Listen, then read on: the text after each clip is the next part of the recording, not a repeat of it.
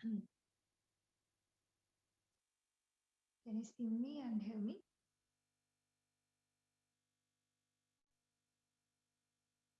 Am I audible? Yes, ma'am. Yes.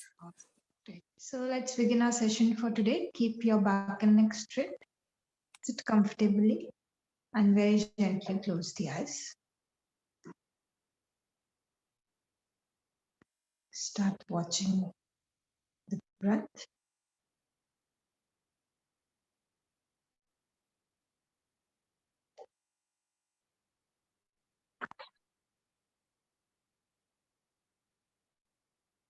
Observe the natural flow of your breathing as you inhale and exhale.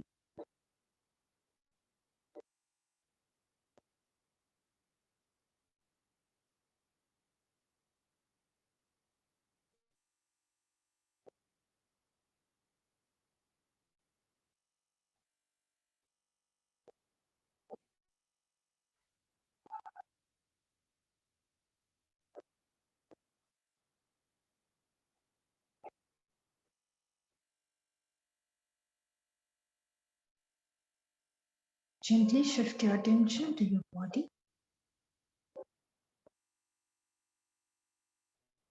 Align your body.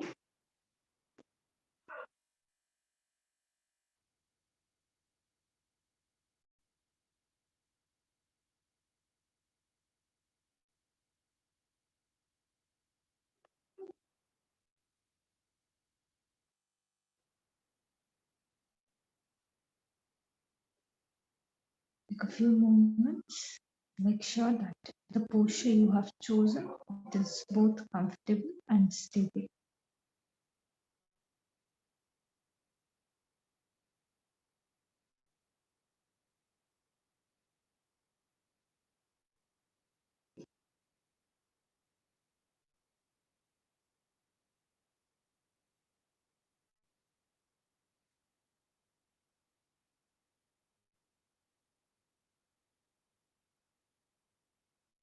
Gently come back to your breathing. Begin to consciously elongate the breath.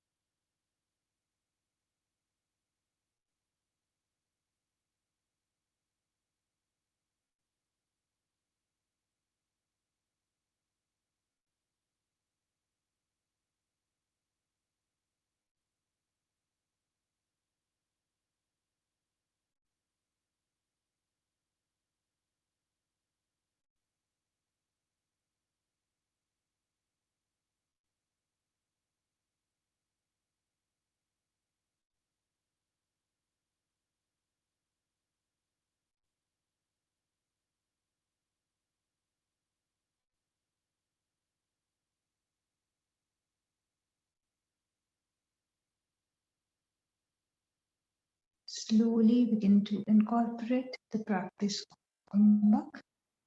After you inhale deeply, retain the breath in for about 2 seconds and then go into the process of exhalation.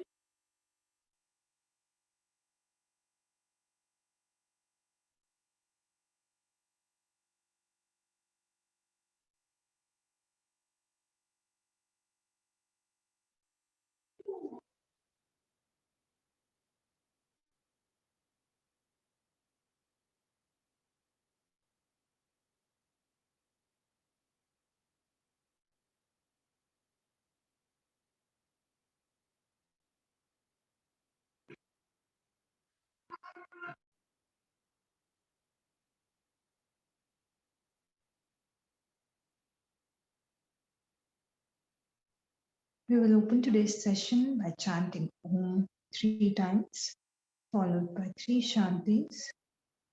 Take a deep breath in for Om.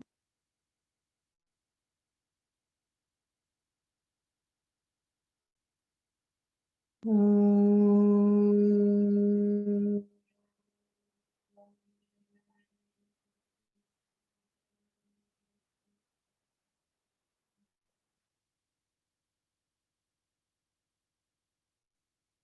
Om.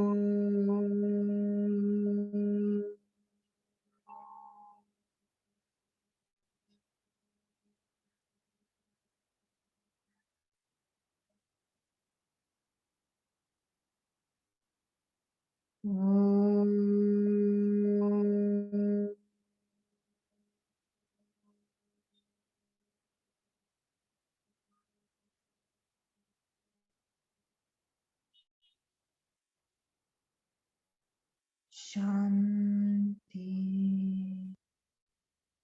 Shanti, Shanti.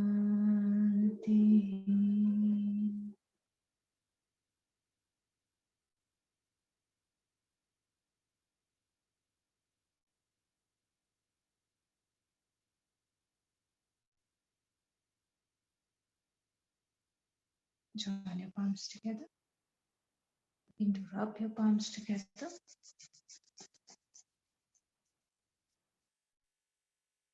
Keep the palms on the eyes. Very slowly, while blinking and looking at your palms, begin to open up your eyes. Come back with a big smile. And namaste to everyone. Let us begin our session for today. So today we are beginning with a new topic, the topic of mudras. Mudras.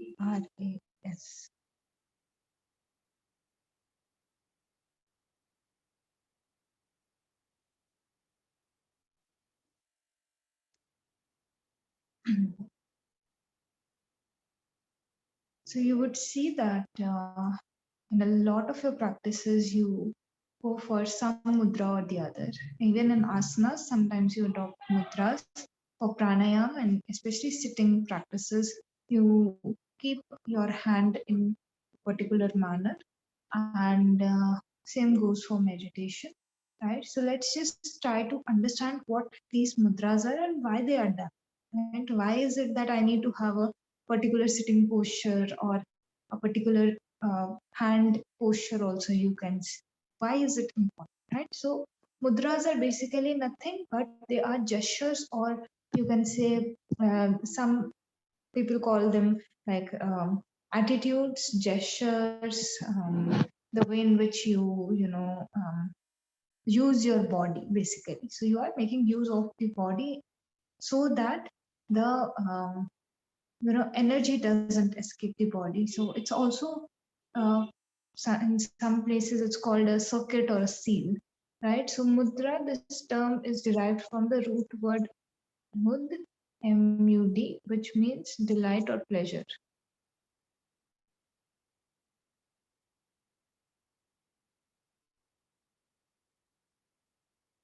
Okay, and dhru, right? Dhru means to derive or draw forth.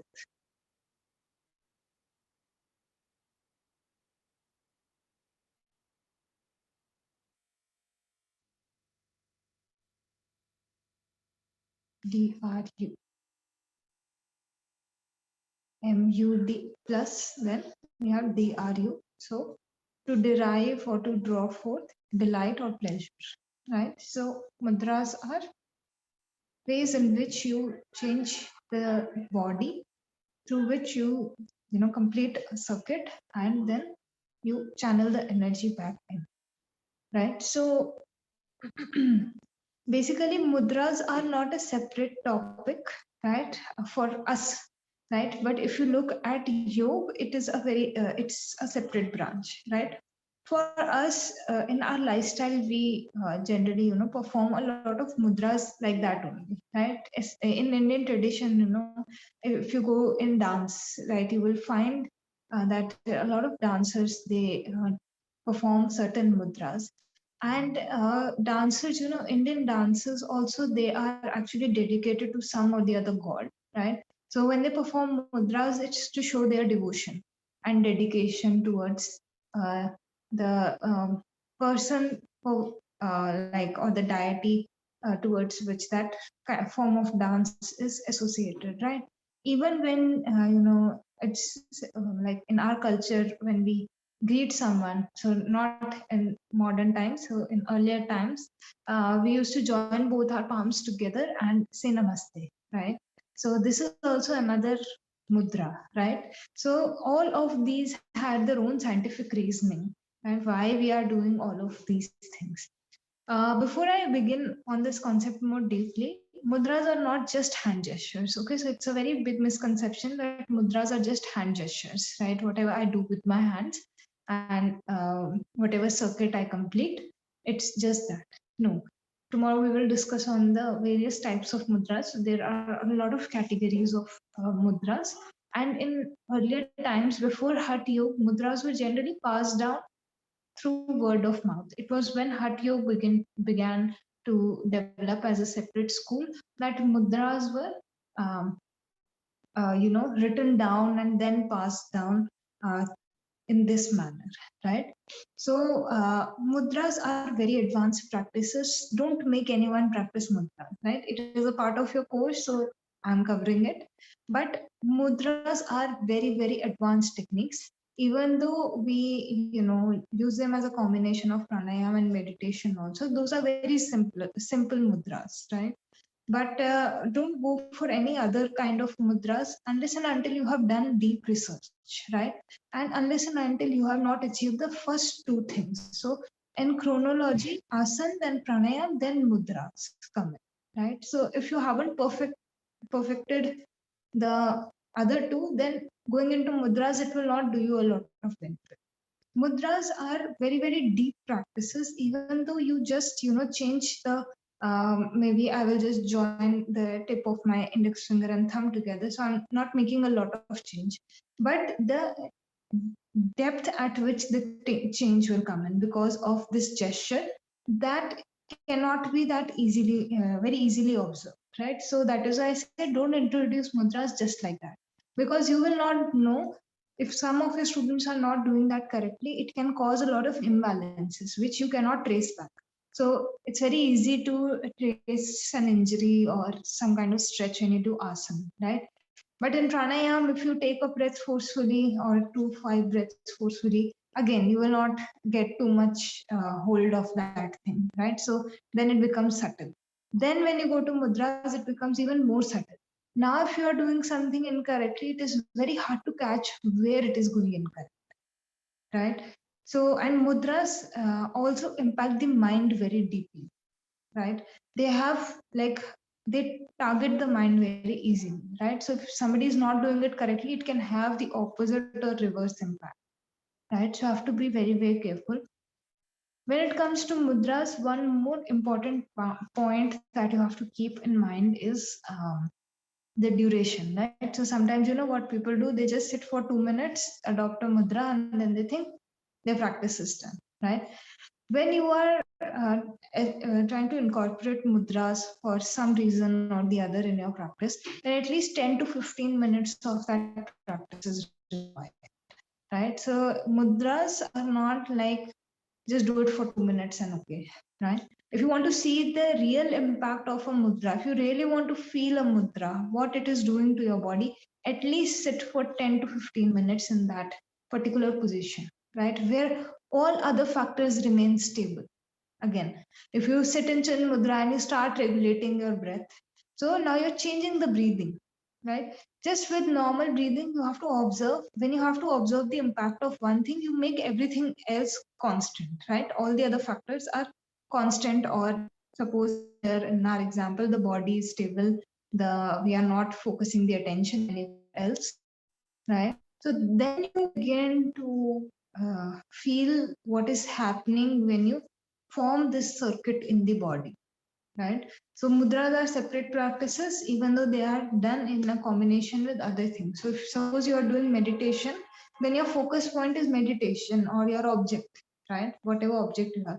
Again, the mudra will help you, it will aid you, but you will not understand the exact impact of the mudra because your mind is completely focused on something else during that practice, right? So this is a completely separate branch. If you want to explore more deeply, then you should, treat it separately and then experiment uh, with various mudras, right?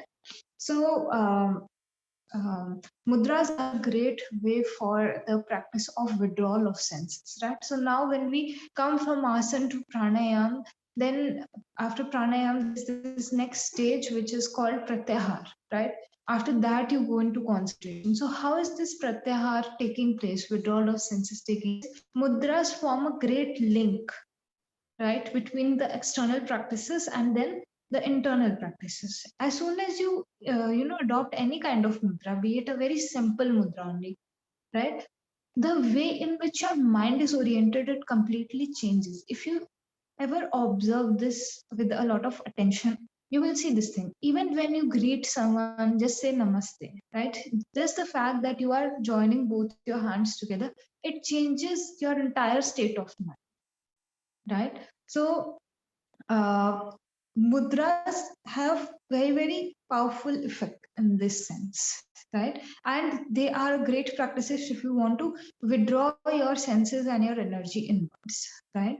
So there are various points in our body from where energy escapes, right? Like when I'm looking at the screen, right? So when I'm looking at the screen, the energy from my eyes is escaping and I'm able to perceive the object, right?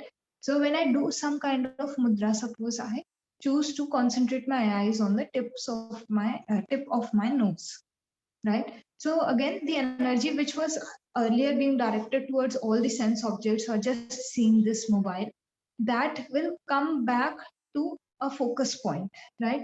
And when you do these kinds of practices, you feel very, very like calm, relaxed, concentrated, and energized, right? Because constantly the energy is escaping from the body, right, in one form or the other. Now, the yogis were very, very like I told you, they are scientists, right? So they observed this thing that okay, the energy is, and they felt also this thing that the energy is escaping just like that. I mean, not like it's escaping for a purpose, it is escaping just like that. And if I do something with my body, I can preserve that energy or make it circle back, right? So the energy is not wasted, right? That is why you would have seen a lot of yogis, they survive without food for a lot of days. And there is no miracle in this thing. Suppose I put my phone on battery saver mode, right? So that is what they do. They just circle back the energy in all the energy which escapes throughout our day without any, like, it's just a waste, right? That the yogis thought that if we form certain gestures, we can make it circle back. So again, the same amount of energy, it will last for many more days because they are constantly creating that circuit or that loop so that the energy doesn't go out just like that, right? So there's no particular miracle behind these things. Yogis just understood how to preserve the energy, right? So same amount of food they consume, you consume, but you will get tired easily and they will, have that same energy for a lot of days, right? So they were very closely connected to nature and they understood how these things are happening. Now, the a lot of energy, from all the apart from all the other parts of the body, a lot of energy escapes from your hands, and that is why hand mudras gained a lot of popularity, right? Apart from all the other mudras, hand mudras, they are like, if you talk of mudras, immediately students, they demonstrate Chin Mudra, 𝐾𝐚𝐲 Mudra. So the concept is you know passed down in such a way that immediately the attention goes over there, right? And it is for good reason only. A lot of energy you can save when you do the hand mudras, right? Now in the Nadi Shodhana class, I told you each and every finger, it represents one element, right? So when you do the hand mudras, you are joining two elements together, right? Two or more than two, right? Depending on which mudra you are performing, right? So this you guys can figure out very easily which two elements or which three, four elements you are connecting together when you are doing the hand mudras, right? And what kind of benefit it can have, right? I'll just, today we are going to cover 3 or 4 mudras. So let me just explain them, then you will be able to understand why even the elements can help you to understand mudras, right? So the first and most famous mudra for us is Chin and 𝐾𝐚𝐲 Mudra, both of them, right? Any doubts still here before I introduce the mudras? No. Okay. So first two mudras that we have, because both of them are very, very similar to each other. So we cover them together. So Chin Mudra.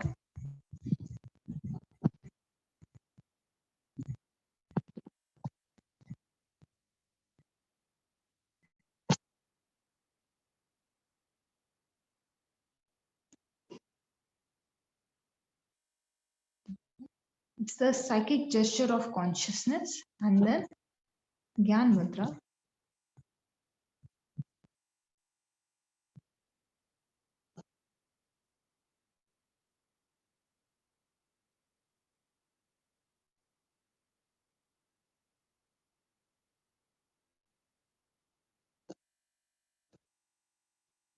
JNANA. Gyan Mudra, psychic gesture of knowledge.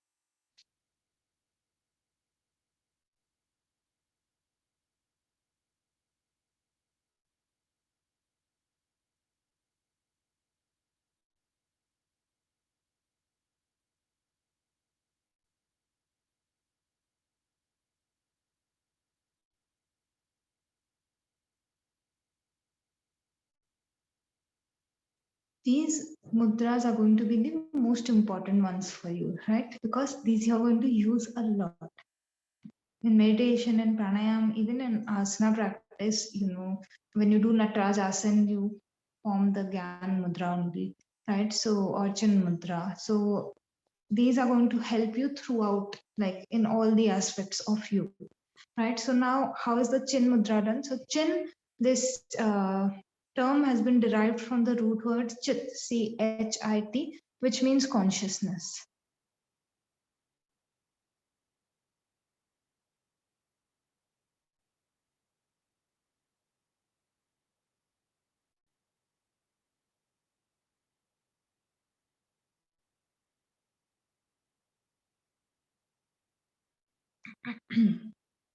Okay, so how do you do this mudra?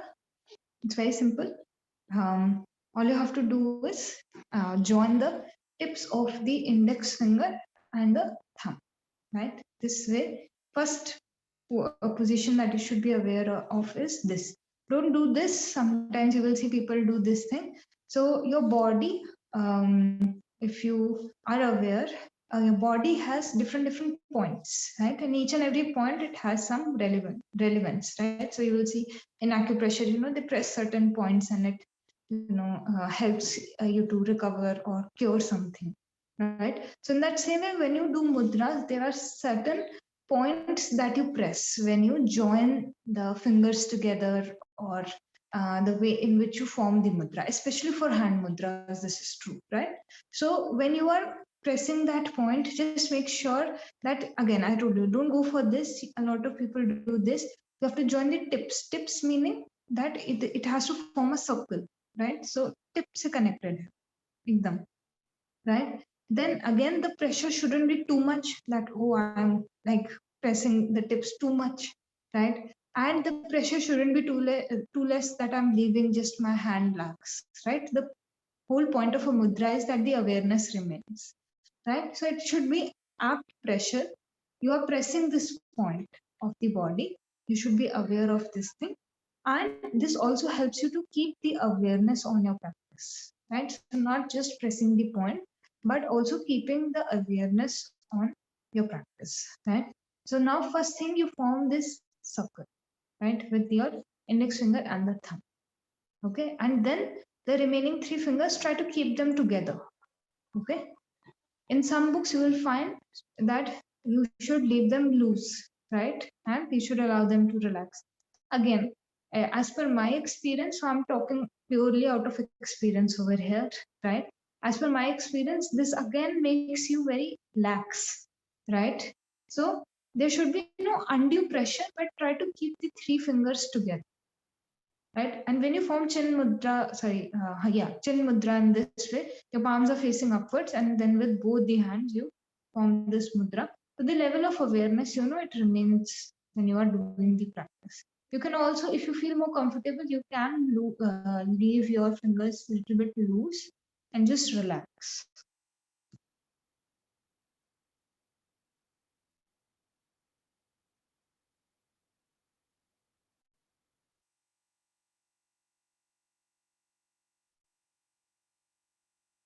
also try to keep this portion and this portion also connected. So these two portions, this one and this one. So generally when you leave it very loose, again this openness comes in. So try to keep these also together. So this I'm merely talking out of experience. I don't like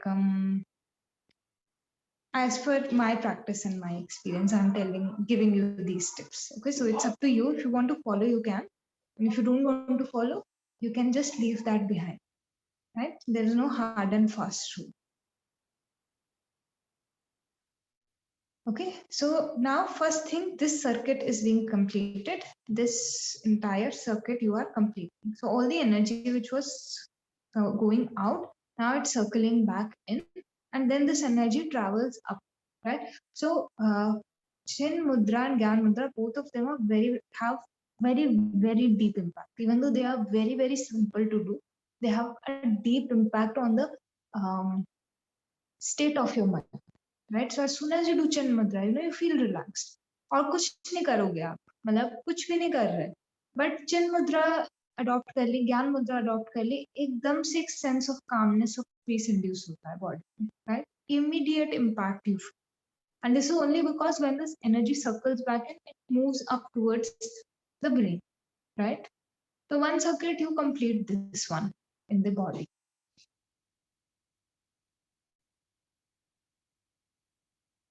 Now second circuit I will tell you, which is not very apparent. But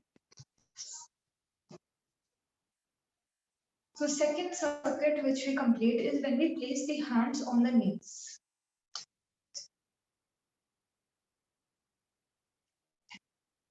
Yeah. So when you place the hands on the knees, again, there is some stimulation that is given to the knees, and then there is circling back of energy from here to the pelvic floor, right? So the Muladhara chakra, you can say, or the base of the spine, right? Over there. So the reason why you keep the hands like this specifically over here is because another energy channel gets completed over here, right? So you will always see people place their hands on the knees only. That is how this mudra is taught. It's not taught like keep the hands over here, or don't keep the hands on the knees, right? Which generally the placement is also done in such a way that another energy circuit it comes into completion, right? Here, if you keep your back and neck straight, gently close your eyes and just observe your breathing, you will see the impact comes on the state, right? Now, Gyan Mudra is opposite of Chin Mudra, right? So, Chin Mudra is very good to do during meditation because when your palms are facing upwards, you are quite open to, receiving. When you receive, when you ask for something, have you ever seen you have to keep your hands like this? You can never keep your hand like this. I'm not talking about other tricks of balancing and you trying to prove your point. But generally, when you have to take something, your hand is like this. So in Chin Mudra, your hand is open. You are open, right? Even if you don't feel like adopting this mudra, in your general practice, when you keep your hands, keep the palms upwards, it reflects openness to whatever is, whatever you want to receive, right? So Chin Mudra is a better practice when you sit in meditation, right? It opens you up. Then when you look at Gyan Mudra, so same practice is going on, but now the palms are facing downwards. Right, again I place it on the knees, right? One circuit and then second circuit. This is also getting completed. And Gyan Mudra is very beneficial if you want to give. Right? So now suppose you become a teacher, right? All of your class you will adopt Chin Mudra and you should adopt Gyan Mudra because you are in a position of giving. Right? Now you are transmitting knowledge. So this thing is going to help you to give out more freely in a better way, right? So Gyan Mudra can be adopted with this intention also, right?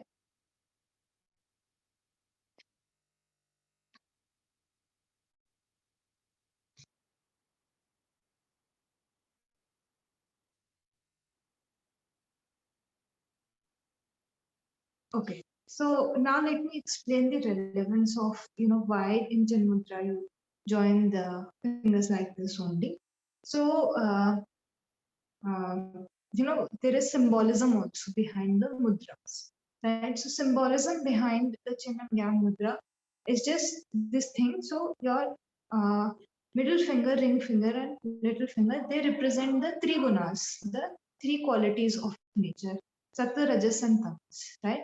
So you have to rise above these three qualities, right? So yogi rises above these three qualities, and that is when the union takes place, right? That is when the union of, so your index finger, it represents the individual consciousness, right? And the thumb represents the universal consciousness, right? So when we do the Chin Mudra or the Gyan Mudra, there is a union that is taking place, right? And it can only take place, this union can only take place when you rise above the three qualities, right? So when you do Chin and Gyan Mudra during meditation, your focus, when you know the intention behind something, again, your focus again and again for this practice becomes that I have to rise above these three qualities, or the impact that these three qualities are having on me. And I have to reach a place of union, right? So this state of union or stability of the mind only comes in when you are free. The yogi is free from the influence of the three gunas, right?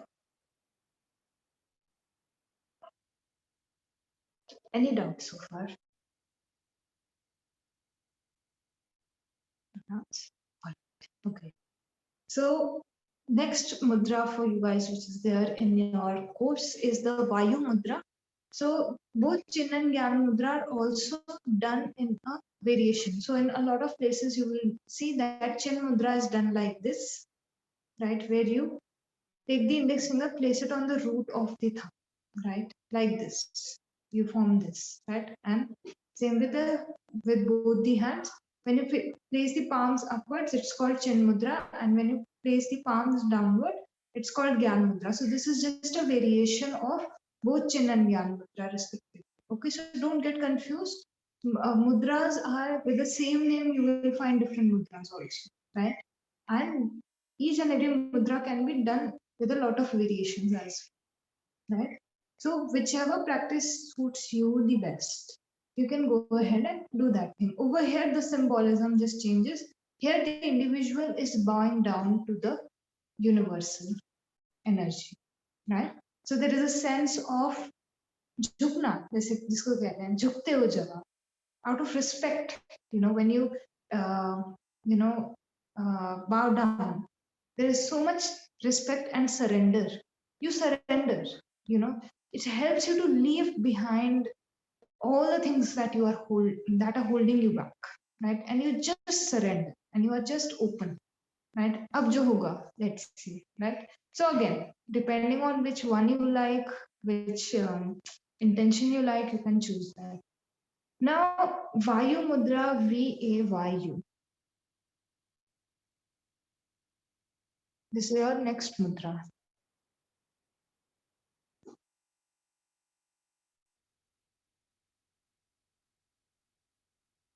Okay.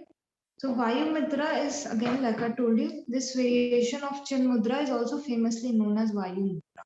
Okay. So again, the practice is same, but the name changes. Okay. Like this, when you keep the hands palms facing upwards, the variation that I told you for Chin Mudra, this is also famously known as Vayu Mudra.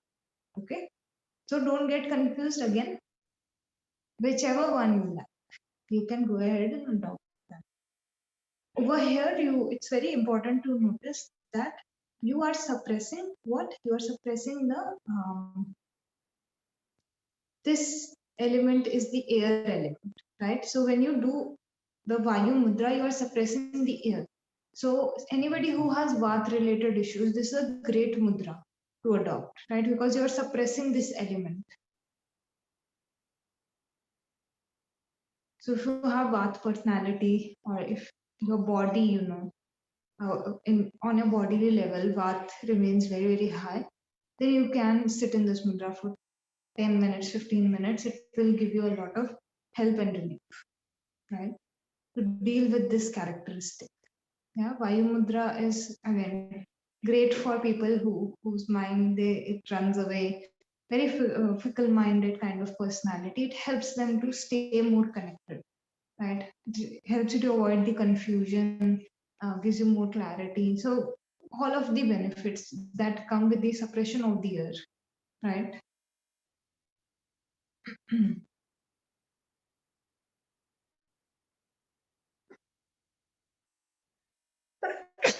So sorry.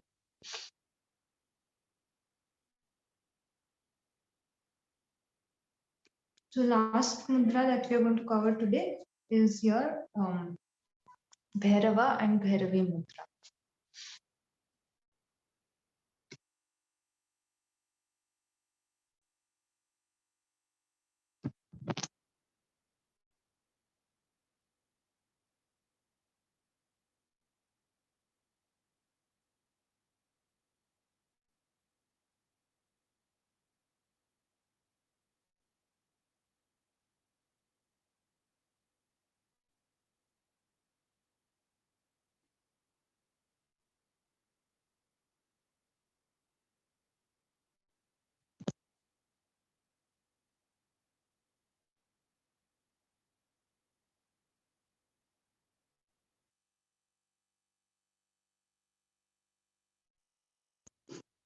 Okay, it's also in English, it's called terrifying or fierce gesture.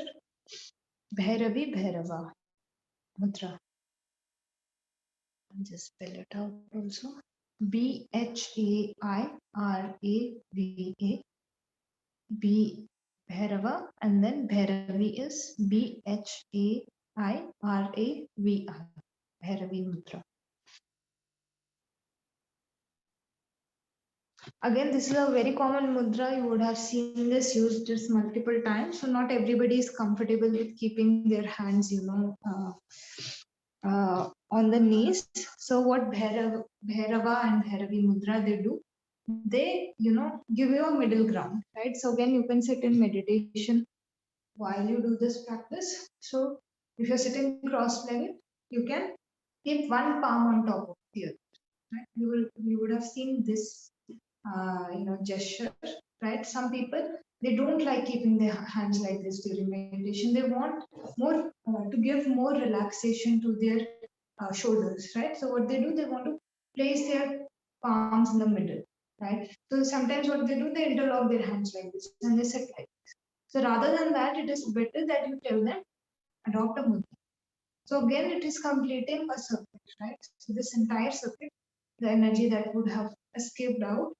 Again, here your entire hand, the other hand is on top of the first one. So over here, everything is, getting circled back, looped back, right? Again, when you sit in meditation like this and when you sit in meditation like this, you will feel the difference, right? If you become aware, you will see the slight difference that comes in because of this mudra, right?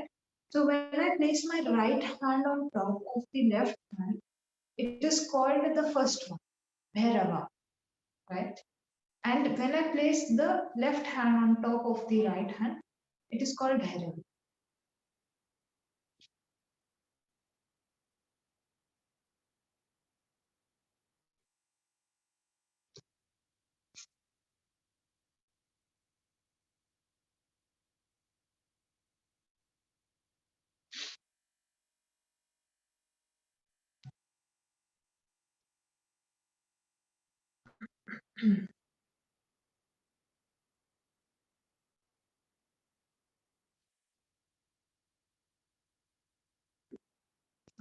So when I place my right hand on top, basically, the right side till now, I've repeated this multiple times. The right side has certain qualities associated with it. And one of them is the masculine energy, right? So we are a combination of both masculine and feminine energy. So sometimes you have the drive, the ambition to achieve everything. And this is the energy which keeps us, motivated, right? And then at other times, we need the relaxative and the nurturing side, right? When you take care of yourself, right? When you take care of the people around you, then it is your feminine energy which comes more in dominance, right? sometimes in life it so happens that one of them tends to dominate a lot, right? Suppose in your when you were studying or when you were looking for a job, you become very, very ambitious, right? So you will find some people who are very ambitious by nature, right? So for them, the masculine energy dominates, and sometimes it over dominates, right? So they are unable to maintain a balance, right? So for those people, left hand should be placed up above, right? If you want to, if you feel you are very lazy by nature, if you feel you are very lethargic, right, you don't feel like doing anything, you don't feel like sitting up doing meditation, then place the right hand on top of it. Okay.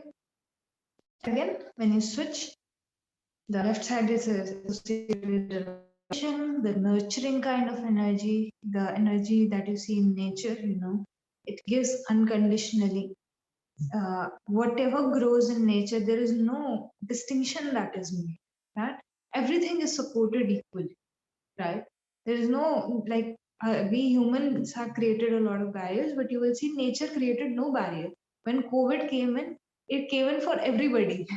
No matter how rich someone was, they got affected if they were not taking the correct precautions, right? So nature doesn't discriminate, nature doesn't look, this person is better off than others, or this person should do this thing, like I shouldn't impact this person or that person, right?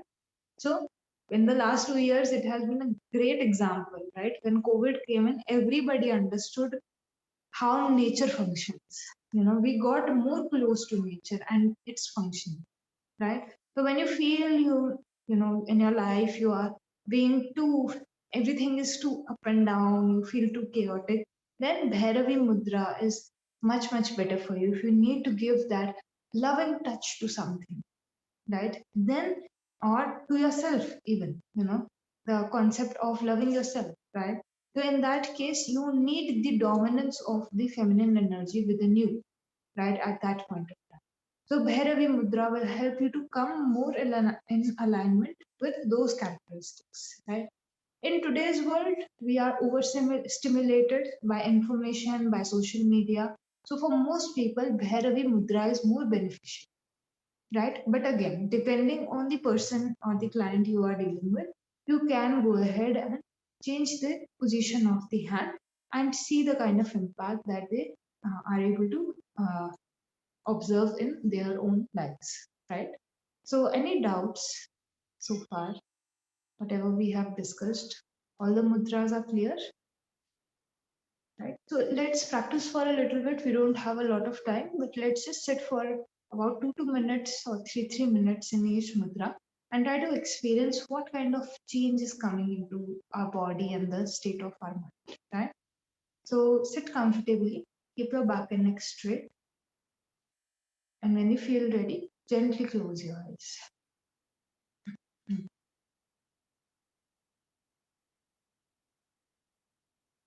Just start connecting with your breath.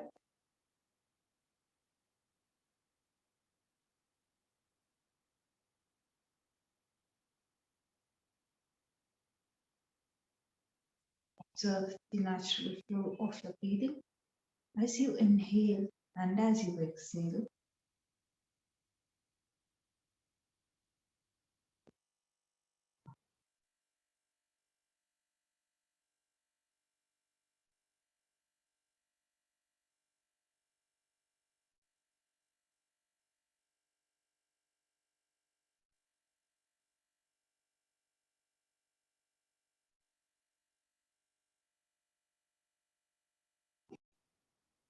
Allow your mind to calm down a little.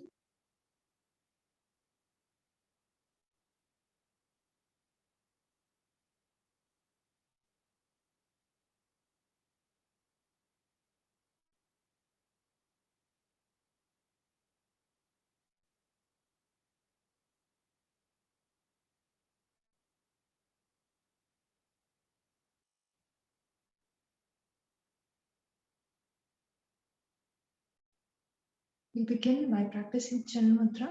Join the tips of your thumb and index finger. Keep the remaining 3 fingers together. Place them properly on your knees. And with the straight back and neck, just simply observe. The full attention should be focused on the mudra.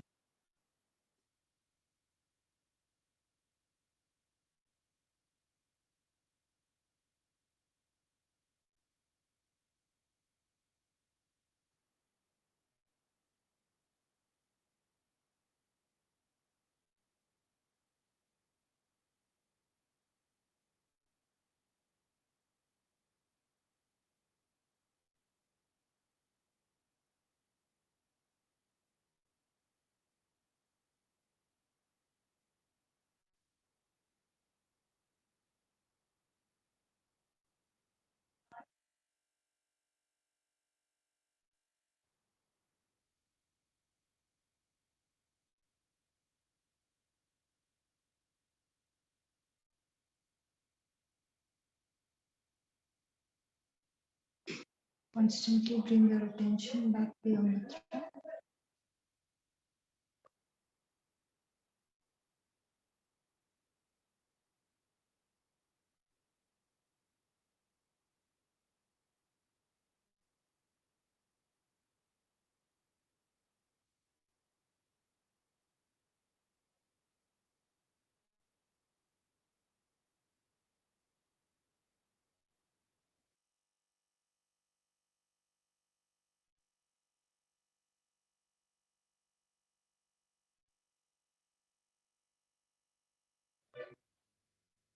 Very slowly and gently turn your palms downward into Jnana Mudra.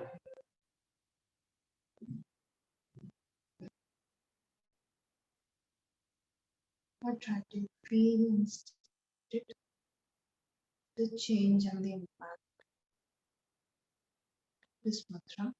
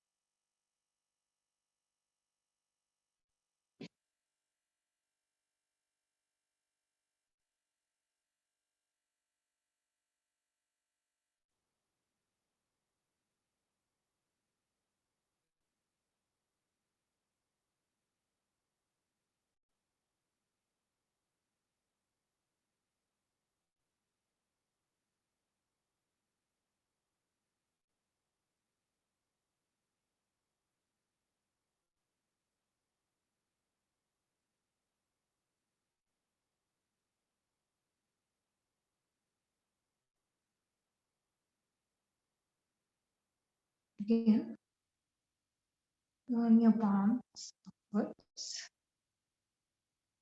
and go into Vayu Mudra.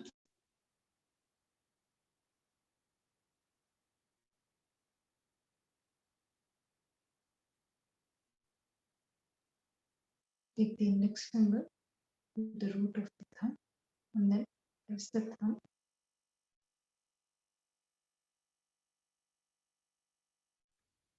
Feel the impact of this gesture.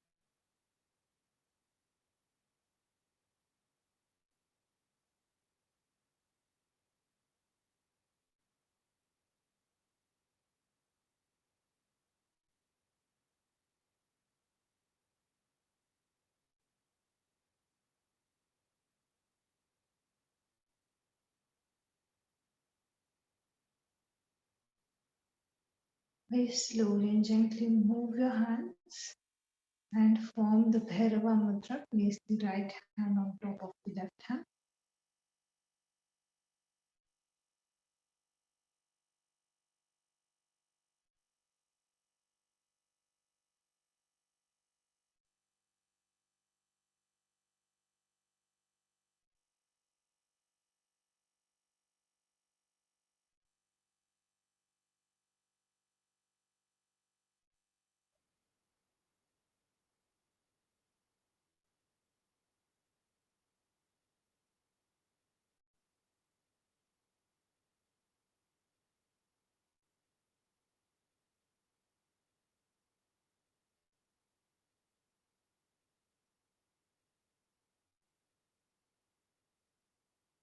Focus completely on the mudra.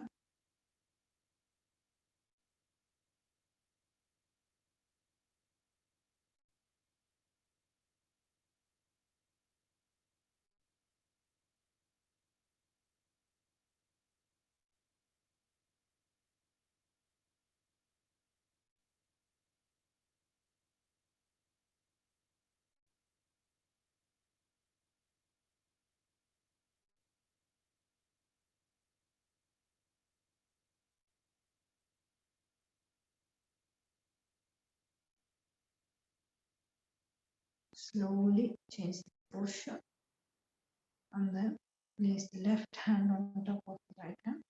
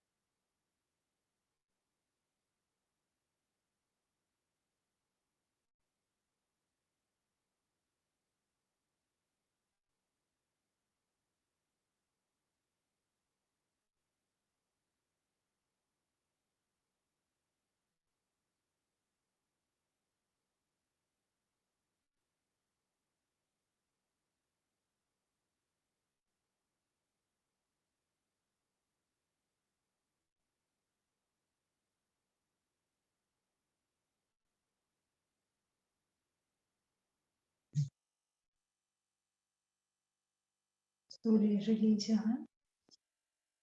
Place your hands, palms facing upwards on your knees.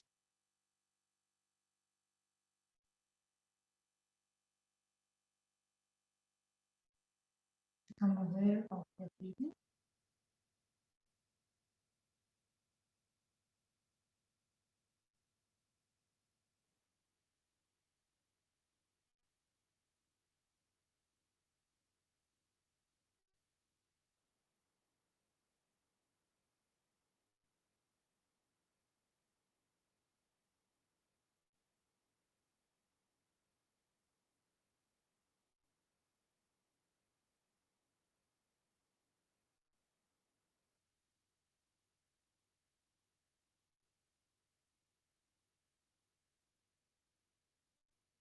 We will end today's session by chanting one time, followed by 3 shantis.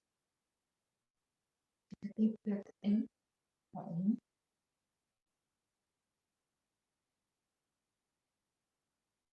Om.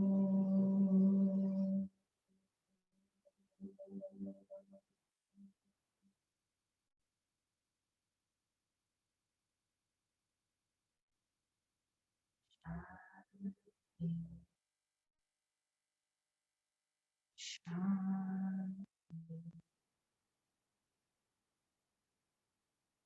Shanti.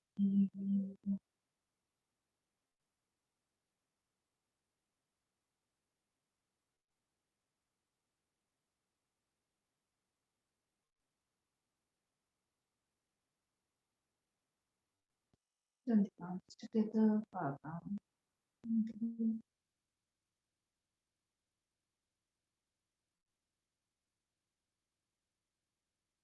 Begin to rub the palms together.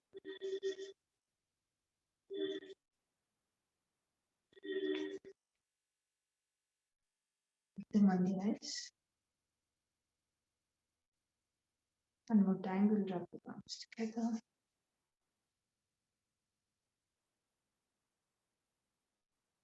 Keep them on the eyes. Whenever you feel ready, very slowly, while blinking and looking at the palms, open your eyes. Come back with a smile.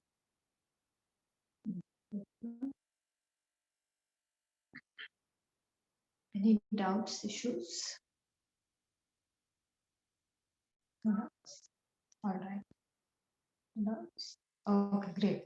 So guys, I will see you tomorrow. Enjoy the rest of your classes and take care. Bye bye. Thank you, ma'am. Bye-bye. Thank you, ma'am.